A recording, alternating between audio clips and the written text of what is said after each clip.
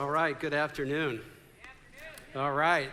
So it was interesting to see the Jocko little segment there before I went on, and we'll talk maybe a little bit about him as we go on. Before I get started, how many of you would say you're fans of pro sports? Raise your hand. Just trying to get a feel for what I might talk about today. A lot of the work that I've done in the last 5 years has been with pro sports teams, and we might bring some of that in, but we're going to talk about performance mindset. And I'd like to start with a little group activity, if you would. I would like everybody to stop thinking. Ready, go.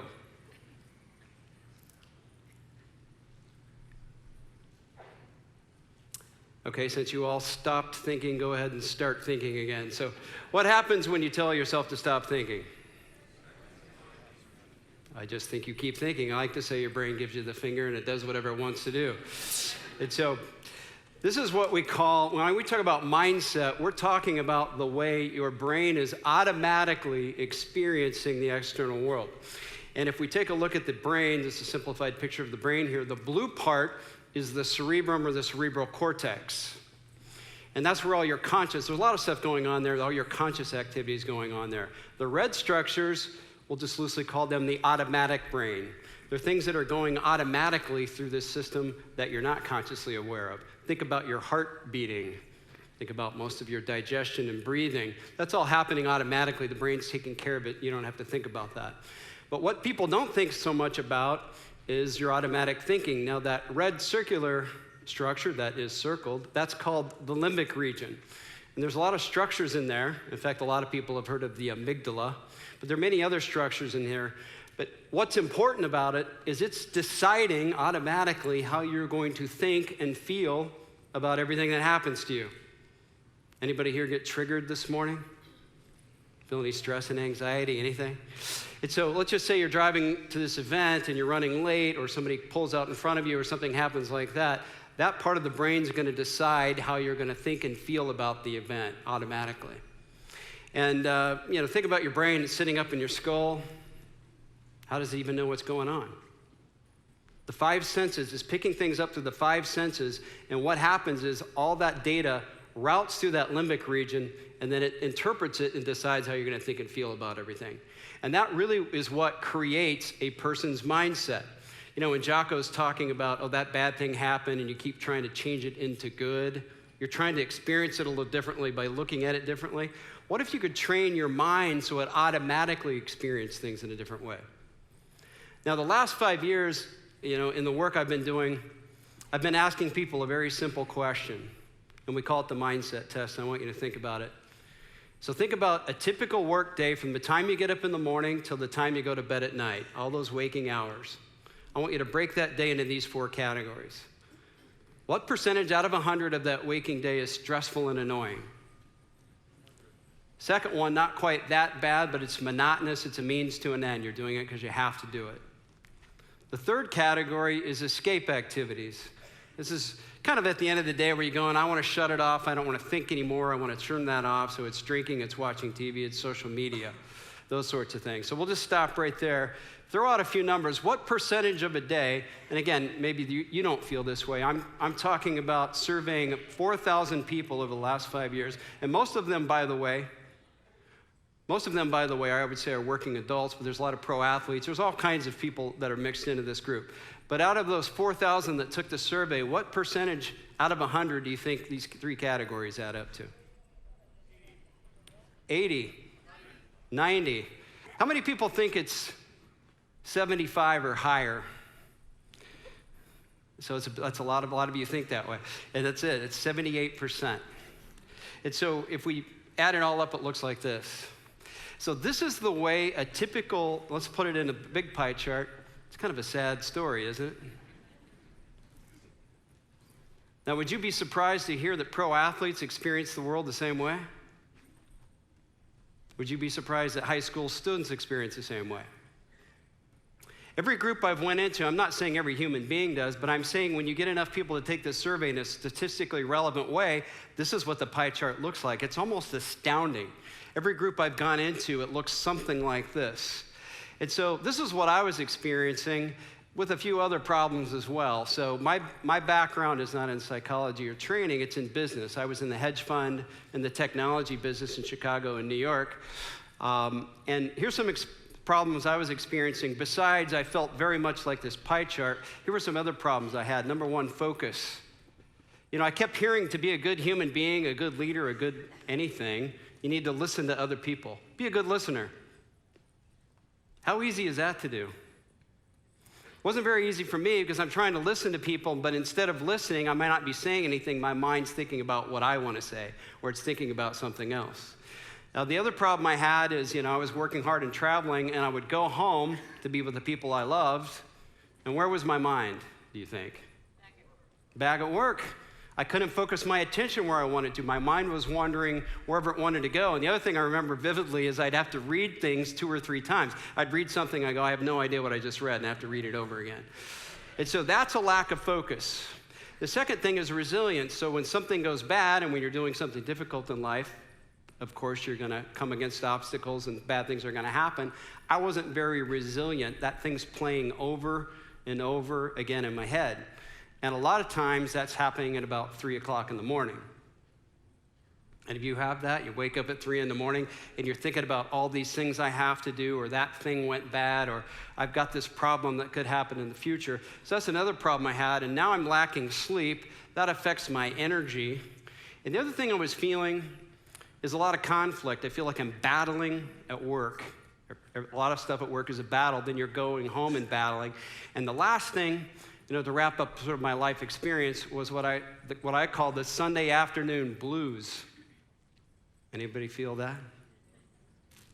Monster.com did a survey. 76% of people say they have a Sunday afternoon mini depression. And in my informal surveys of doing this work, I'd say about 100% of people have an end of vacation mini depression. So if I frame all this up, by the way, I'm a real downer, aren't I? What am I doing at Refuel? The other crazy thing about this is, you would think if you're succeeding and you're doing what you love for a living and you're helping other people, how could you not be happy? And in the work I do in pro sports, one of the things I love about it is working with so many pro athletes is they're doing that. They are literally living their dream. They're making a lot of money. They've succeeded. They've got to the top of the heap. They're doing what they love. And every one of them that I know helps a lot of people. They help their family members and they help charities. They're kind of doing what the formula for success is, and yet this is what their life experience is like. And in my traveling, in the work I've done the last 5 years, I wasn't the only one like this. Most people are experiencing this. A lot of anxiety, depression, attention deficit. So again, I'm going to quit doing all the downer stuff because I want to talk about there's a solution. And the reason why I couldn't make any progress on this, because you can't just decide I'm going to improve my focus. I'm going to quit waking up in the middle of the night thinking about all these things. I'm going to be more resilient. If we could, we'd just do it. And so the source of this, what's causing it is also the solution. This is this limbic automatic brain. And what we're going to talk about today, and by the way, how many of you guys saw the little rubber bracelets out there on the table? So just make sure you go out and get one, because that's my little giveaway from today, and it's going to summarize what we're going to talk about so we can start to make a change in your automatic brain, so this pie chart's going to change for you. And I love this picture because this picture really describes, it makes people understand what's happening, and the caption is, "Why your dog's happier than you are." So what's the human being doing? Yeah, thinking about everything except for what's actually going on. That's a lot of insight into what's going on in the pie chart. Now, psychologists talk about something in terms of for example, when I say stop thinking, I noticed a lot of you started laughing because you realized that's not going to happen. So if you can't stop this, even for a few seconds, it's going all the time, what's the nature of what it's saying? And there's something, psychologists talk about an 8-to-1 negativity bias. What that means is that our brains are automatically wired to think more about what went wrong and what could go wrong than what went right and could go right. Now, there's a reason for that. Your brain's not trying to hurt you. Your brain's trying to alert you so you learn from your mistakes and you prevent problems in the future. So it's slanted that way. Not only for survival, but also productivity. The problem is 8 to 1 is a little out of whack. Like when something good happens to you and something bad happens to you on the same day, what sticks with you? The bad. And not only does it sticks with you, you play it over and over and over again. So this 8 to 1 negativity ratio. So not only is your mind doing that, your thoughts, your brain is also wired up with chemicals. They're called neurotransmitters and hormones. So when I'm replaying that bad event or worried about what might happen over and over again, not only is it a thought, it's actually a feeling or an emotion because of these chemicals that are being transmitted in my brain called neurotransmitters. So I ask you this question, if you're 8 to 1 negative, not everybody is, that's kind of an average, but if you're mostly thinking negative thoughts and all these chemicals are flowing through your brain, even if you're standing in the park and it's a good day, what's life gonna feel like? It's gonna feel like this pie chart. It's so predictable, it's just crazy how predictable it is when you understand how the brain works. So let's talk about solutions, and this is a neuroscientist, Dr. Jill Bolte Taylor, very famous TED Talk called My Stroke of Insight. How many people have seen it? A lot of people have seen this. So I'm not gonna play the whole thing, I just have about 3 minutes of it, but if those of you who don't know Dr. Jill's story, she was at Harvard University. She woke up one morning, she had a blood clot on the left hemisphere of her brain. And by the way, I shaved my head this morning just to make this a little easier for you to see. So she had thanks for laughing at that. I gotta have some benefit from losing my hair. But anyway, blood clot, left hemisphere of her brain, totally shuts her left hemisphere down. It takes her 8 years to recover. Now, mind you, she's a brain scientist. This is kind of interesting to think she's observing all this. All she has is the right hemisphere. So in this little excerpt of her TED Talk, she's gonna talk about what that's like, and we're gonna talk about what the implication is for all of us. But on the morning of December 10, 1996, I woke up to discover that I had a brain disorder of my own. A blood vessel exploded in the left half of my brain. And in the course of 4 hours, I watched my brain completely deteriorate in its ability to process all information. If you've ever seen a human brain, it's obvious that the two hemispheres are completely separate from one another. And I have brought for you a real human brain.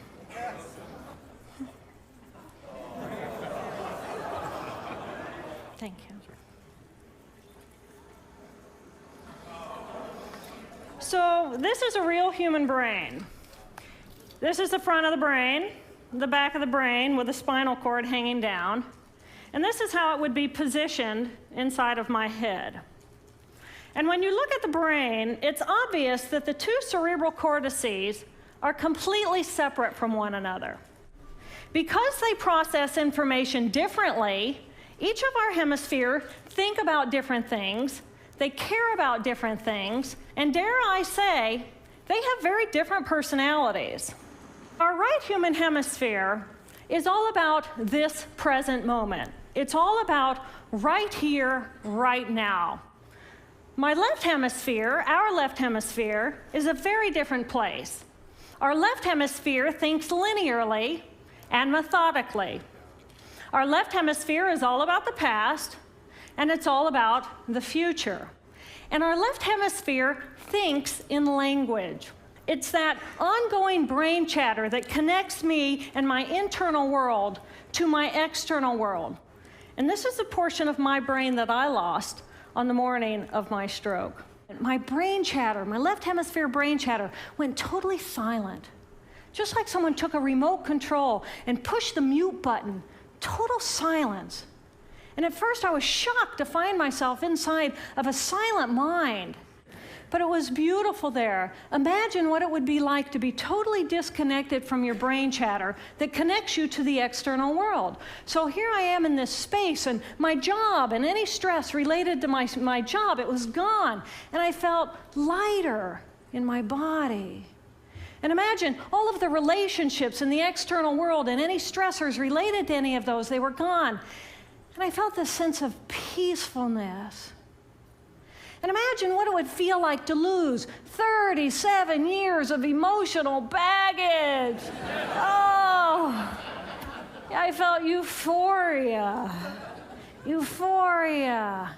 It was beautiful there. Sound good? Yeah, let's get some of that. Just come on up. We'll just cut your brain in half. But it's pretty powerful when you think about it. You know, what she was driven by is like a lot of you are driven by, when I was driven by, is external success. You know, being a brain scientist at Harvard, that's pretty big stuff. And she was completely driven by that in her relationships. And all of a sudden, that's gone. Her ability to do all that is gone, and yet she feels amazing. And, you know, the main thing I want you to walk away from here today is to realize one thing, that this is what I completely believe. Fulfillment and happiness is much more of an internal thing than an external thing. I don't think you can be happy because you do all these external things that make you happy. You know, even, not that I think it's great to succeed. Obviously, I deal in pro sports. It's all about performance and outcome. I think it's great to try to do what you love for a living. I think it's great to have great relationships. But what I'm telling you is you can have all of that and still have the same life experience we talked about before because of the way your brain's operating. But what if you can change the way your brain's operating to be more fulfilled and inspired now and during the journey? Not that it's all going to be easy and rosy, it's going to be difficult, and that's going to fuel your external success versus the other. Does that make sense? So I want to talk about how to make that happen, and I'll go back to this picture real quick. I'm completely out of control. Going back to this picture, but when you look at this picture, doesn't this really what she just described? All of those thoughts are gone, and all that's kind of left is the present. So what we're going to talk about today, now the problem with her condition, even though she felt amazing, she can't do the things she loves. She can't be a brain scientist, all relationships. Like, she really can't be a functioning human being in that state. So we're going to talk about, when she recovers 8 years later, she talks about a concept of brain balance. How can I be connected to the external world and feel all those things, but also have a place I can go to that's peaceful and happy, and I feel fulfilled and I'm good enough as I am, both at the same time, and that's a brain balance. We're going to talk about the remainder of this on how to get there. And this is all based on neuroscience and psychology.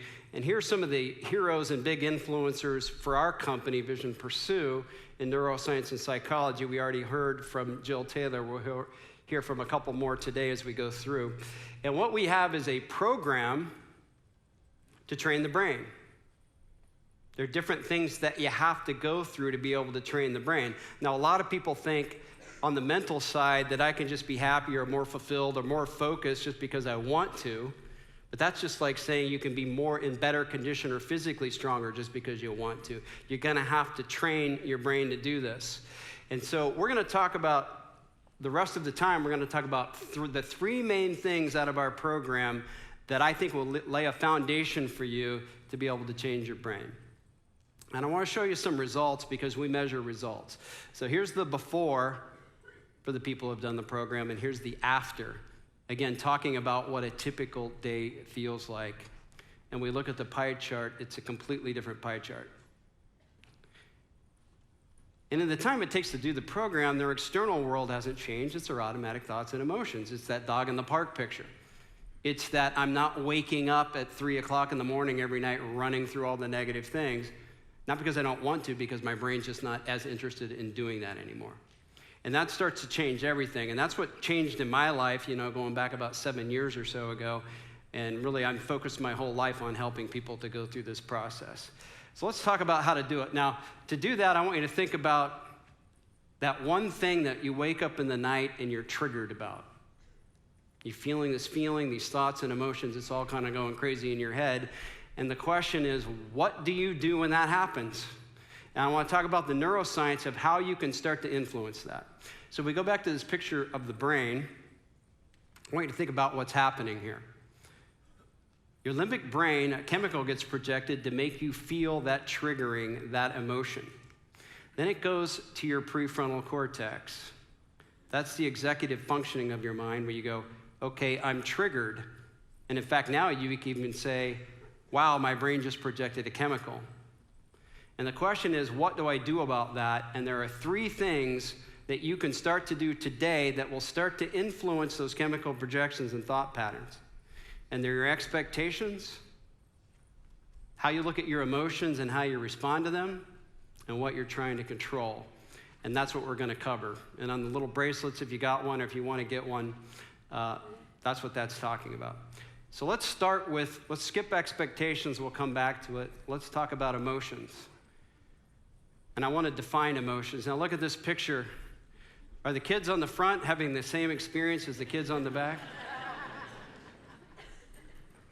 Because you would say those kids in the front are terrified because they're on a roller coaster. But that's not really true. Yeah, it is true, but it's not really true because the kids on the back are on the same roller coaster. So it's not the roller coaster, it's the way their brain is experiencing the roller coaster. And when it comes to emotions, I had a dysfunctional relationship with them, and maybe you do as well. I'm trying to feel the good ones, and I want to avoid the bad ones. I don't want to feel anxious. I don't want to feel stressed out. I don't want to feel jealous. I don't want to feel envious. I want to feel the good ones. And the reason why I say it's dysfunctional, because I believe that the way we're engineered, our brain's engineered, is emotions are there to help you. And if you think that's true, then you want to feel all of them. And I'll give you an example of what I mean. If you're walking along a trail in Arizona or someplace where there's rattlesnakes, and a rattlesnake jumps out at you, I guess rattlesnakes don't really jump, do they? But rattlesnake comes at you, or a puppy dog came at you, do you think your brain would project the same chemicals? I hope not, right? You wouldn't want to lean down and pet the snake, right? So is the fear you get from the rattlesnake a good thing or a bad thing? It's a good thing. It's designed to make you avoid the rattlesnake. So the fear's not the bad thing. Here's the problem. If I come back to Chicago where there are no rattlesnakes, I'm afraid to go into a nature preserve, that's a problem. I want the fear to come, give me the message, I avoid the snake, and I want it to go away. Make sense? All right, let's talk about achievement. What if kids in school felt the same way about same way when they got an F as they did when they got an A? Is there a problem in that? What's the problem? Where's the motivation if it felt exactly the same, right? So when we screw up a work project or we don't do very well as a parent or all the mistakes we make in life, the brain is projecting a chemical to make us not feel so good about that because it wants you to remember that. It wants you to try to not repeat that. Does that make sense?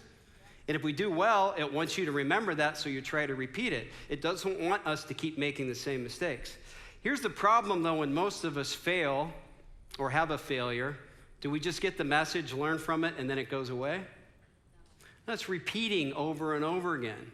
So I want to bring in the neuroscience about how you can start to impact that, because most of us are looking at our emotions the wrong way, and we're responding to them the wrong way. So I want to bring Dr. Kelly McGonigal from Stanford University in, and this is another very famous TED Talk calling Make Stress Your Friend, and she's going to talk about the impact of stress on us, and as she talks about how to respond to stress towards the end, I want you to think about it as how you would respond to your emotional triggering, that thing that's waking you up in the middle of the night. My confession is this: I am a health psychologist, and my mission is to help people be happier and healthier. But I fear that something I've been teaching for the last 10 years is doing more harm than good, and it has to do with stress. For years, I've been telling people stress makes you sick. It increases the risk of everything from the common cold to cardiovascular disease. Basically, I've turned stress into the enemy. But I've changed my mind about stress. And today, I want to change yours. Let me start with the study that made me rethink my whole approach to stress. This study tracked 30,000 adults in the United States for 8 years. And they started by asking people, how much stress have you experienced in the last year? They also asked, do you believe that stress is harmful for your health? And then they used public death records to find out who died. Okay, some bad news first. People who experienced a lot of stress in the previous year had a 43% increased risk of dying. But that was only true for the people who also believed that stress is harmful for your health.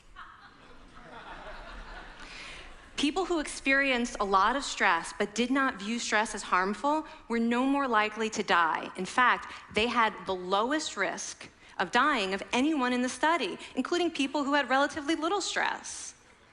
Now, the researchers estimated that over the 8 years they were tracking deaths, 182,000 Americans died prematurely, not from stress, but from the belief that stress is bad for you.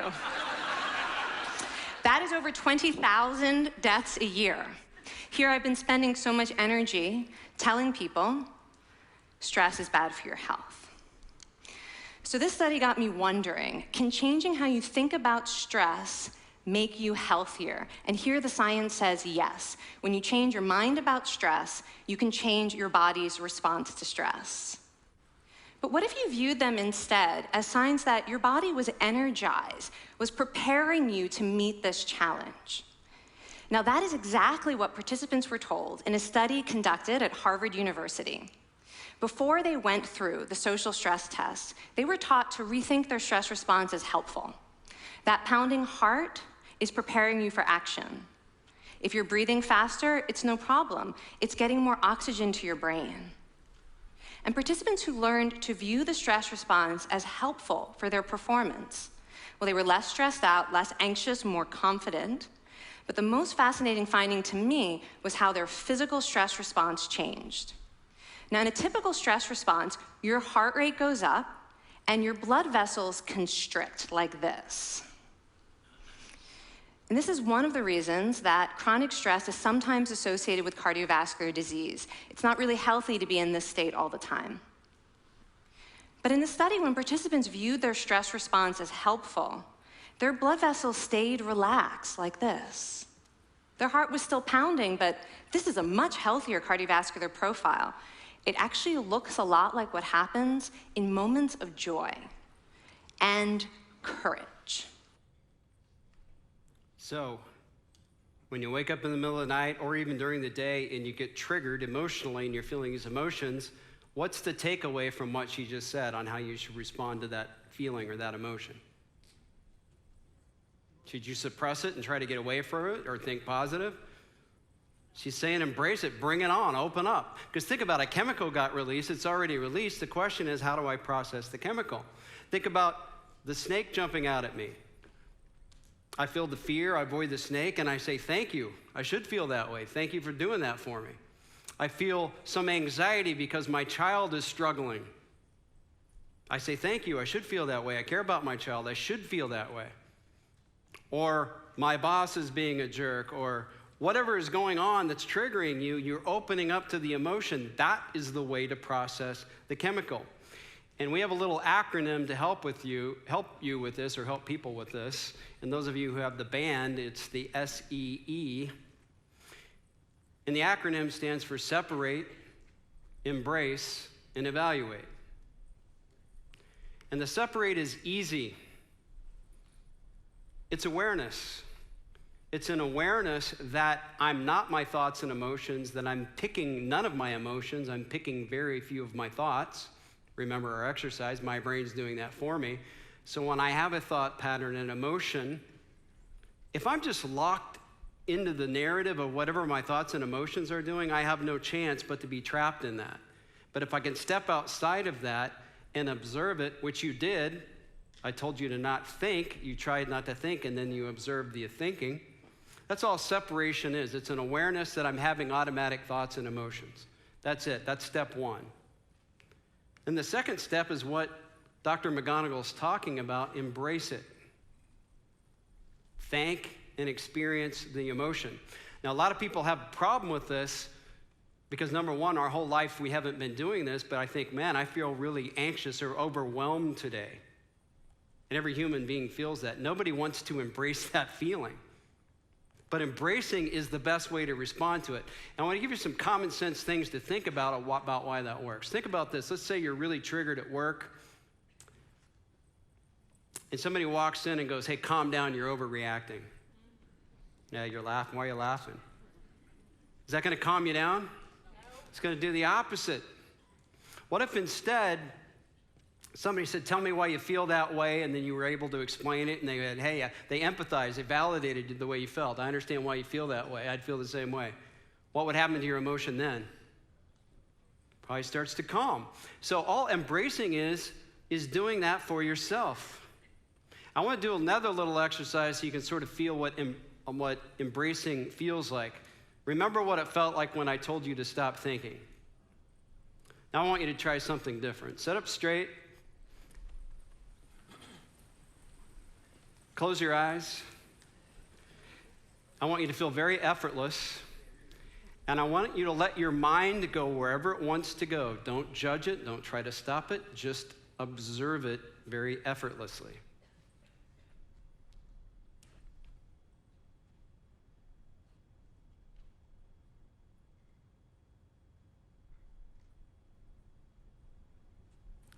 Okay, you can stop that. So think, which was easier to do, to stop all your thinking, or what was it like when you just separated and observed? And for most people, most of the time, your mind really quiets down when you don't try to stop it. You're just observing it with total awareness. That's all embracing is. Wow, I feel really triggered. Open up to it. Embrace it. That's what that means. So that's the first D. How many of you are great at giving advice to other people that you can't keep yourself? Right? That's what parents do for a living, right? Why is that? And the reason is because if I'm dealing with somebody else's problem, I'm not dealing with the chemicals. I'm just into my thinking logical mind. I can see clearly. We can't see clearly when we're full of these chemicals, and so we can't evaluate clearly. So as you learn to separate and embrace, you're going to be able to evaluate much more quickly, and that's the second E, evaluate. Separate, embrace, evaluate.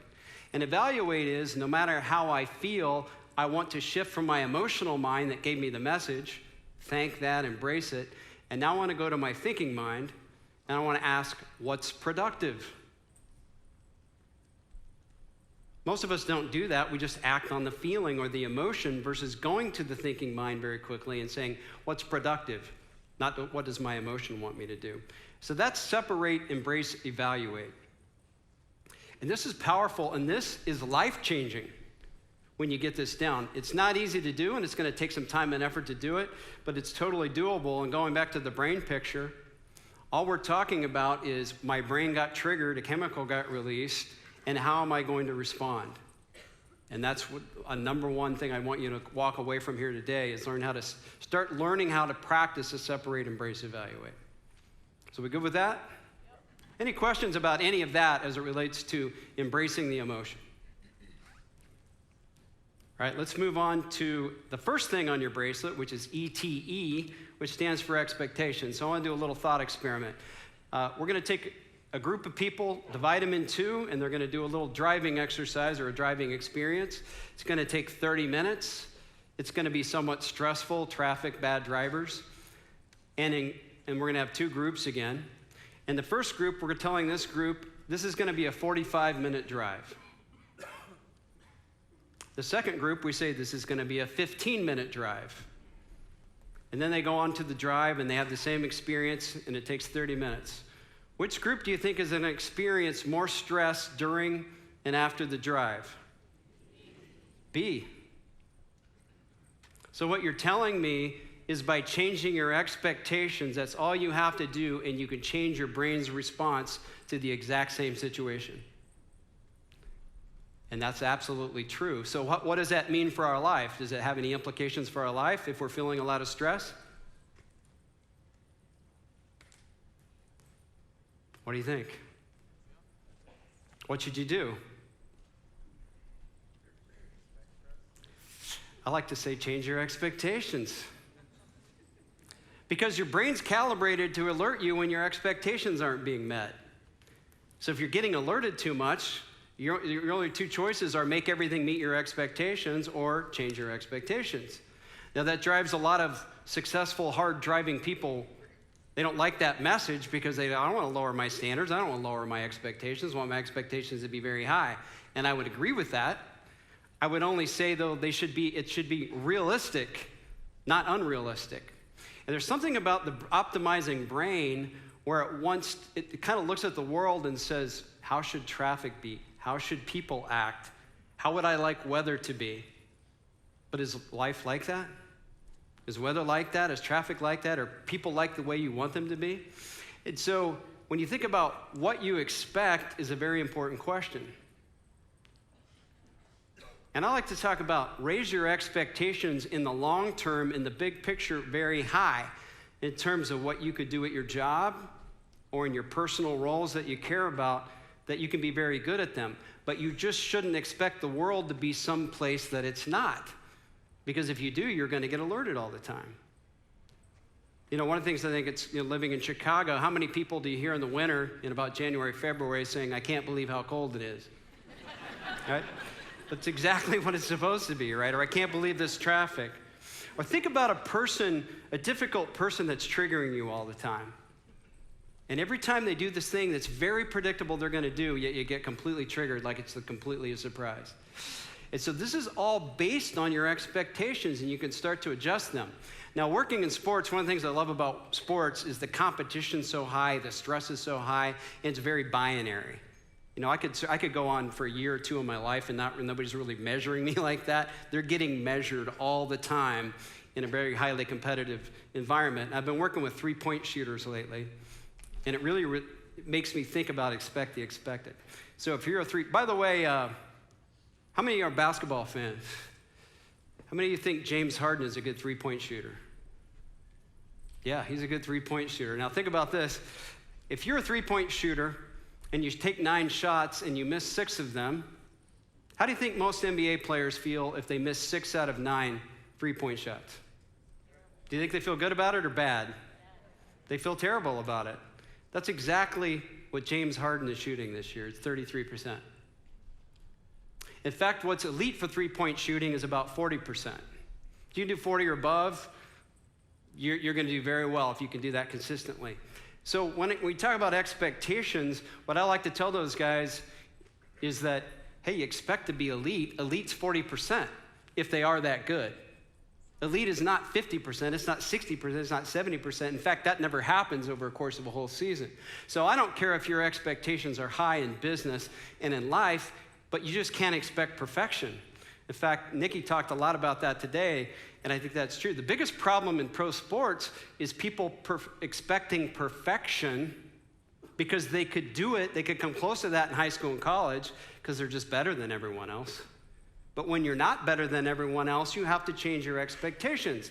And I'm not saying make them super low, I'm saying make them high, just make them realistic to the way the world is.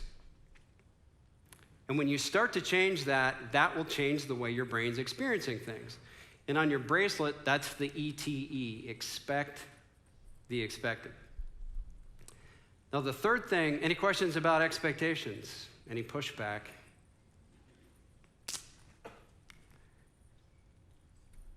The last thing we'll talk about as it relates to the brain is control. How many things in life can you control?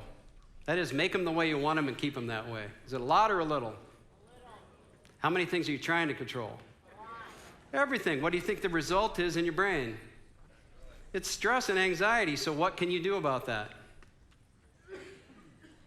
Got 2 choices. Either start controlling everything or stop trying to control everything. Those are your 2 choices. It's really that simple. And so the 3-step approach that I want you to walk away with today, and you can start practicing, is what we talked about. And we could take any event that you want to talk about. We'll do an example in a second, but expect the expected. What are realistic expectations, even high expectations for what I'm doing, and get those right? Number 2, even if I get my expectations right, I'm going to feel emotion. That's a good thing. We have a plan for that. Separate, embrace, evaluate. And as you evaluate, you keep putting the focus on what's controllable versus what's not controllable. Because what we tend to do, because our emotions drive us this way, I'm trying to control my outcomes. I'm trying to control people. And a lot of people will say, you'll ask them, can you control your outcomes? Your performance outcomes? I mean, I love asking athletes that. Can you control your performance? And like 70% of them say yes. But think about that. If that was true, you just dominate all the time. You know, you don't have control over your performance outcomes. You can have a lot of influence over it, of course, but you can't control it. So let's talk about what is controllable. And the first part of it's very simple, is in any situation where you're triggered or you're dealing with something, you just think logically, what can I control here and what can I not control here? And then you start putting your attention on what is controllable. That's very simple, but it's powerful. The next thing that can help with this is humility.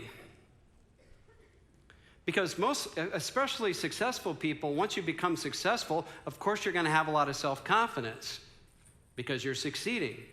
And the problem is then you can start to lose some humility because one of the things we all have are blind spots, weaknesses that we have that we can't see that other people can see. And so when you add humility to go with your confidence, then you start asking the question, am I right? How do I know I'm right? And I'm really looking for information versus just believing everything I think is right. And when I start to open up from my weaknesses, I can actually start improving myself constantly, consistently over time versus trying to defend myself all the time is what the brain wants to do.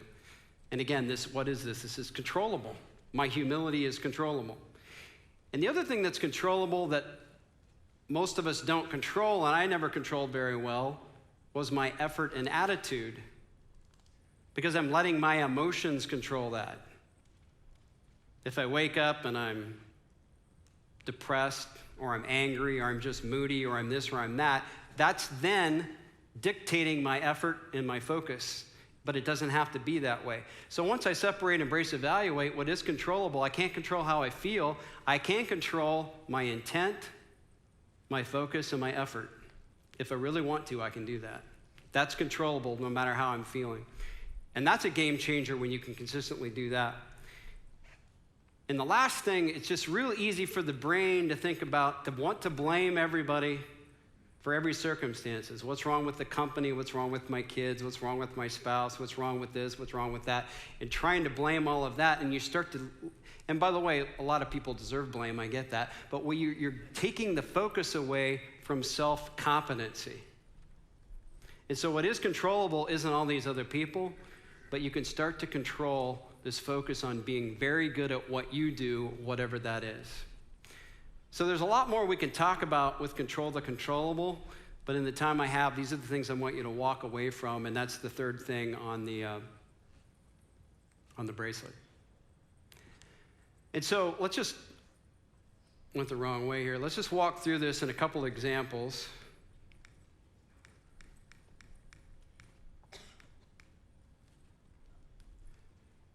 Bad drivers. Do you think we're going to experience some bad drivers in our life? So step one, it's easy. Expect the expected. There's going to be bad drivers in traffic. It's very simple. And when you experience a bad driver, you're probably going to get triggered. Separate, embrace, evaluate. And then control the controllable. You can't control other drivers or you can't control bad traffic, but you can control when you leave. You can control what you're doing in your car. There's all kinds of things that you can control. And that simple little thing, whether in traffic, will start to shift your brain. Let's go to something more difficult, like a difficult person, those difficult people in your life. Number one, very simple, expect the expected. They're probably going to keep doing the things they're doing. That shouldn't be a surprise to you. And so you expect it. And when these people trigger you, you open up to those feelings. You separate. My brain's making me feel this way. I fully embrace that I feel triggered right now, and I evaluate, and regardless of how I feel, I start to think about what's productive action, what's controllable. And that starts to shift the way you respond externally to these difficult people. And when you leave here today, that's one thing you could start to do to work on this, is when you get around those difficult people. You ever get around some people, and as soon as you're around them, you feel triggered? Just the second you're around them. Right? And some of you are making other people feel that way too, by the way. But so now instead of just being a victim, You can sort of be excited about it because it's great mental training. Number one, hey, I'm about to go be around Russ, and Russ is going to trigger me, right? He's like, I don't like Russ. Like, he's just bad news. And so I expect that this is going to be somewhat difficult. And then when you walk in there, you can embrace, you can separate and go, oh, wow, my brain's really triggering me. That's a lot different than saying, wow, like, you don't even know what's going on. You're going, wow, I can actually feel the chemical as soon as I get around Russ. Separate. Now I embrace, open up and feel the feeling. Then I evaluate, what am I going to do about this? And what you'll start to see is you can start to have more control over the situation. I don't have the time to get deep into this, but because of mirror neurons, the reason why we feel triggered around people, we're picking up their energy. The brain, your brain is mirroring their brain, their energy that they're doing. And so you can go into those people, around those people, and be very neutral and just observe. Observe what they do, observe how you react. You start doing that, and you'll start to see a big change in the way you're feeling about these people over time, and ultimately you'll start to influence them. That's controllable. And the last thing we'll talk about, an example that most of us are feeling is overwhelmed. Everybody feels overwhelmed at times. So, simple 3 steps: expect the expected. Everybody's going to feel overwhelmed at times. Everybody has too much to do at times. You separate from it, you embrace it. Why is your brain making you feel overwhelmed? Because it's telling you, it's giving you a message, you have a lot to do. And a lot of times when you have a lot to do, something bad happened, now you have to do even more. So your brain's saying you need to get with it. And so embrace and feel the feeling, now control the controllable. Because at the end of the day, if you feel overwhelmed, what do most people do, by the way, when they feel overwhelmed? They stop, they shut down. What do your kids do when they feel overwhelmed? Right, they play video games. Is that helping them solve the problem that's making them feel overwhelmed? It's making it worse. And so when you embrace the feeling, now I can start to say, what can I delegate? What can I say no to? What can I ask for more time? What can I prioritize and start working on? And so these 3 steps will help you with all of that. And one of the things we have, going back to what I do for a living, so I train usually groups of people through this process, and we have an app that helps with this. So for you guys today, the first 200 that email me, I want to give you a free training and a free app. So if you want to write this down or take a picture of it, and if you're one of the first 200, we'll contact you, and it'll be completely free, and we'll do a remote training. You can have access to our app if you want to go through this process. I want to point that out. And I want to end with a little bit about meditation. And what I believe is really going to shift the brain, I believe meditating alone is usually not going to get most people there. I think most people struggle with meditation and they don't get the full benefit. But I think if you do it alongside of those 3 things I talk about in a more comprehensive brain training program, that's going to start to switch the brain to start to change that pie chart, that life experience that we talked about. And so I want to do a quick meditation experience for those of you who want to. Everything's optional here, like nothing's mandatory. So you see our brand of what we think it's like. Because the common thing I see as I travel around and train people, people will say, I tried to meditate, but I can't do it. Now, some people have a hang up with it because they think it has something to do with religion, but it has 0 to do with religion. It has to do with training your mind to focus on one thing at a time. But it's not a matter of clearing your mind or feeling peaceful. It's a process of training your mind to focus attention over and over again, regardless of how it feels. So I want to run you guys through a quick one so you can kind of see what that feels like and see how that goes for you. So if you would, sit up straight, feet on the floor. First thing I'd like you to do, go ahead and close your eyes. I'd like you to feel very effortless and just feel the sensation of your body in the chair.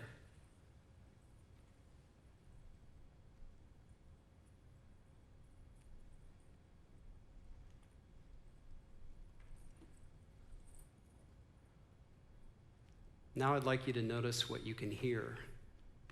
Observe the sounds without analyzing.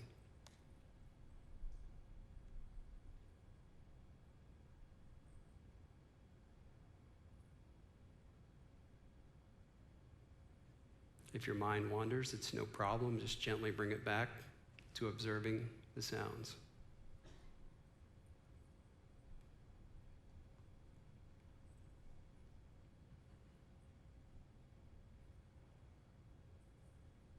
I'd like you to connect to your breathing, being very effortless. Just observe your body breathing.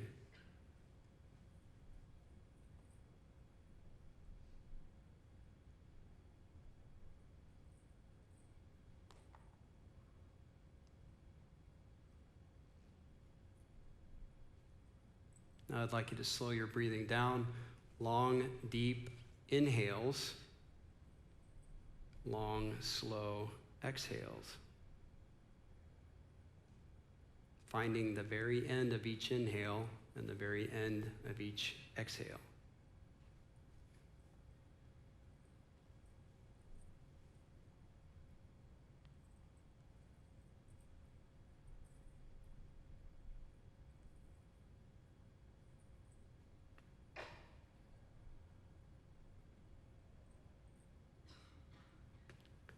Now I'd like you to inhale, imagining it's going into your heart, and exhale, imagining the breath is exiting out through your forehead. Into the heart, out through the forehead.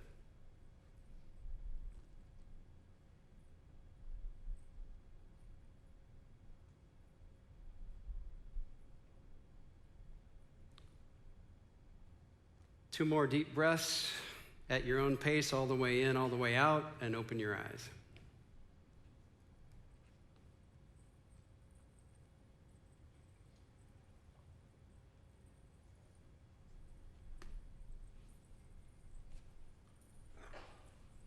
So I put everybody to sleep at the end of my speech. That's probably not how you're supposed to do it. But how many of you would you say that was a good experience or a favorable experience? Raise your hand. And how many would say that was neutral, not really good or bad? And how many would say that was like a negative experience? So it's hard for me to tell, and maybe everybody's being nice, but yeah, here's the point I'm trying to make about meditation. The biggest problem I see is people think it's supposed to make them feel good or make them feel calm, and maybe that should work for you just now, but maybe it's because I bored you before we even started to do the meditation. But that's really not what it's for. The primary purpose is to build your mind's ability to control your attention over time.